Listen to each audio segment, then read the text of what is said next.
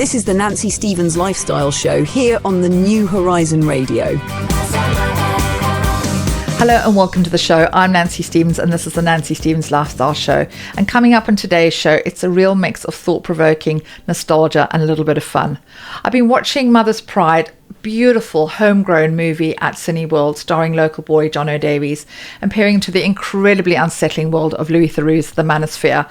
Oh, everybody's talking about this documentary. Heading to the theatre to see Inspector Morse. What would John Thor make of this? And working with Waterstones, my thoughts on the royal expose of Diana Rama, The Betrayal of Diana by Andy Webb. And for much needed levity and tenor ladies needed all the way round, a night of laughs at Milton Keynes Theatre of Comedy Improv Night, as always the best comedy night of the year. So stay with me, I've got plenty to get into, from drama, documentaries to books and a little bit of comedy, all coming up on my show. And I'm sure all of you have been watching Louis Theroux's latest documentary, Exploring the Manosphere, and I have to say it's one of those watches that really, really stays with you. For anyone who isn't familiar, and as the mother of sons, I'm very aware of what the Manosphere is, unfortunately. It's this online world of male influencers, forums and communities often centered around toxic masculinity, Andrew Tate, you're one, relationships, and at times some pretty extreme views about women. And what I love about Louis is he just goes in like a stealth bomber, like under the radar, and he doesn't say very much. He just stands there and lets these boys, men, whatever you want to call them, and I use the word men in inverted commas, shoot themselves spectacularly in the foot, because they most of them are standing there without their shirts on. They've got this diabolical guy called HS Tiki Toki. I mean, this boy is always there in his shorts and posturing and talking about, women being, subordinates. And then his mum comes on and she's like, oh, you need to do this and you need to drink your juice. And it's so funny how he reverts to being a child. So he's got this really strong mum whom he's obviously a little bit terrified of. But what is unfortunately apparent, and the common denominator with all these dreadful men, is that they're lacking a positive male role model in their lives. And I think that's the saddest thing of all. And the very thing that they're rallying against, they're sort of girls doing OnlyFans and stuff, they're quite happy for their wives or their girlfriends to look like OnlyFans kind of models, but they would not want their own daughters to do that. Racist, homophobic, sexist. I mean, it's a very uncomfortable, very sort of toxic watch. But as I say, what Louis Theroux does so well, he just stands back and he just looks and he listens and he occasionally interjects. And they don't like it because he's not, like Piers Morgan was very confrontational and argumentative with HS Tiki Toki last week. That's what these boys or these men want. They want this conflict. But Louis Theroux doesn't do that. He just stands there and he's almost like, he's slightly benign, and he just looks and he's almost like nodding his head going, yeah, okay. But there's moments that are really, really uncomfortable. And as a mother of sons, I'm very glad that my boys are the age that they are, because they've kind of, I think they've kind of escaped, and they are very well-rounded and grounded boys. And I'm going to take a lot of credit for that myself, actually, having raised them on my own.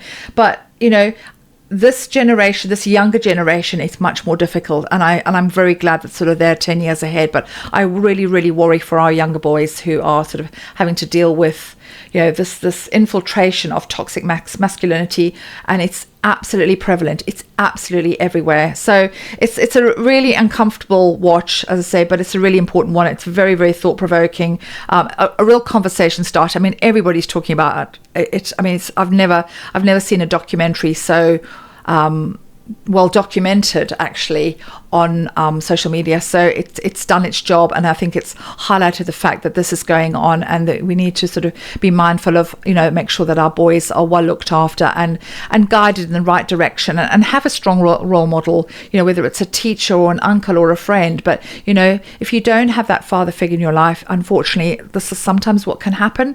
But as I say, an incredible watch. So yeah, this is Louis Theroux's look into the Manosphere. And from something quite heavy to something a little bit more classic. Did I enjoy it as much? I don't know if enjoy is the word.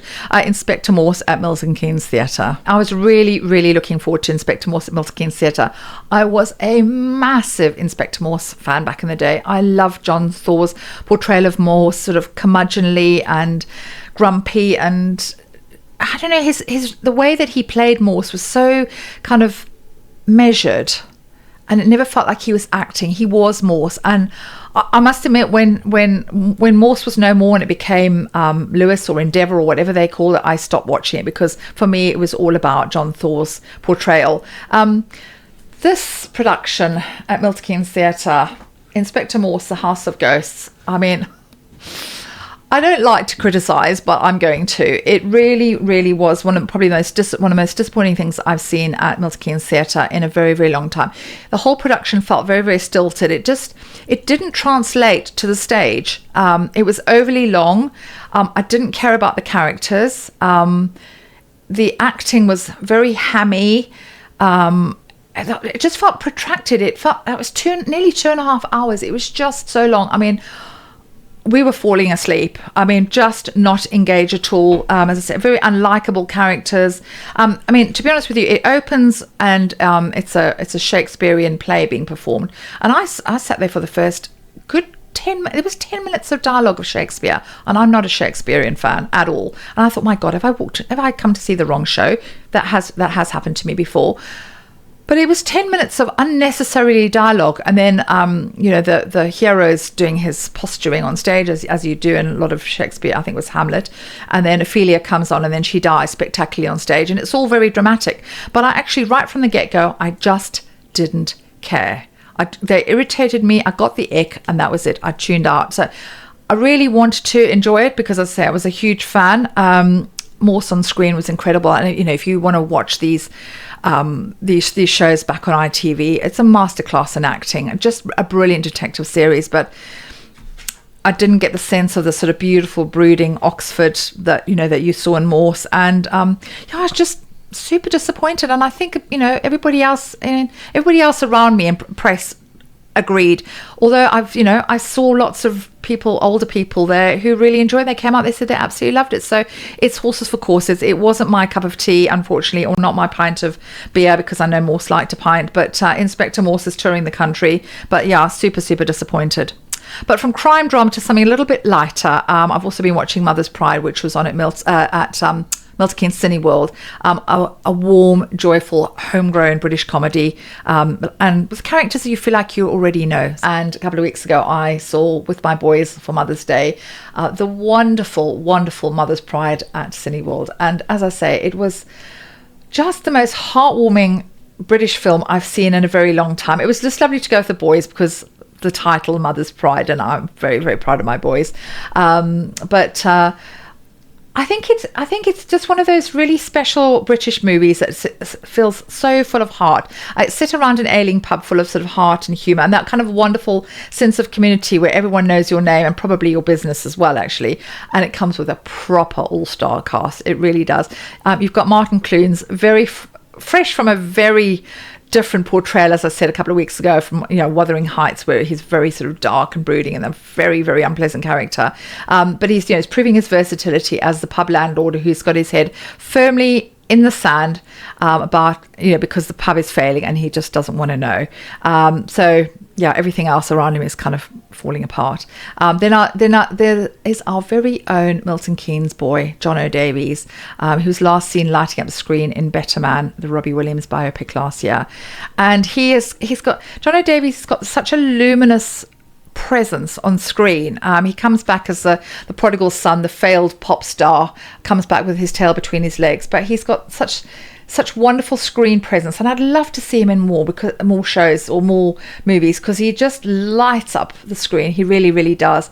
And as I say, he plays the prodigal son who comes back to, I don't know, save the pub, really. I don't think he realises the pub is in such disarray, and things have fallen apart since his mum died, and as I say, Dad's head is firmly in the sand.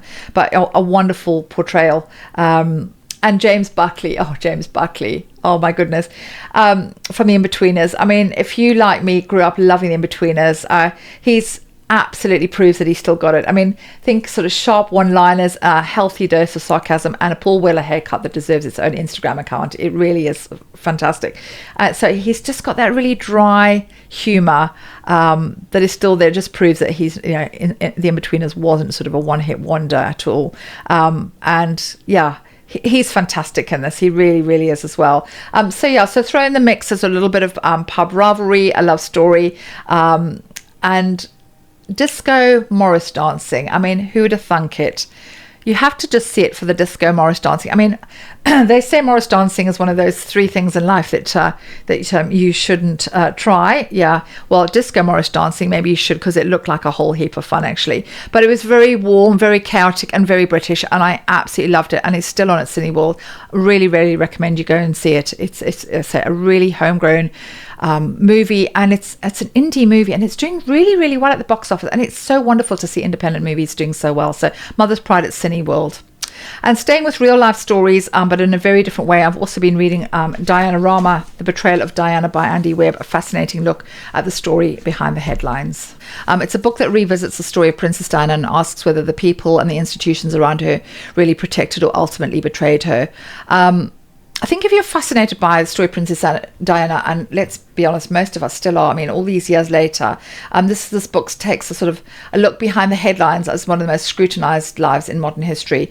I think what he does so well, Andy Webb does so well, he explores this world surrounding Diana in the most turbulent years of her life. So this is sort of the latter part, through her divorce, and then it's primarily centered around the interview with Martin Bashir for the BBC, and we all know how that ended, unfortunately. And it's really scary to know that how Bashir inveigled his way into Diana's life,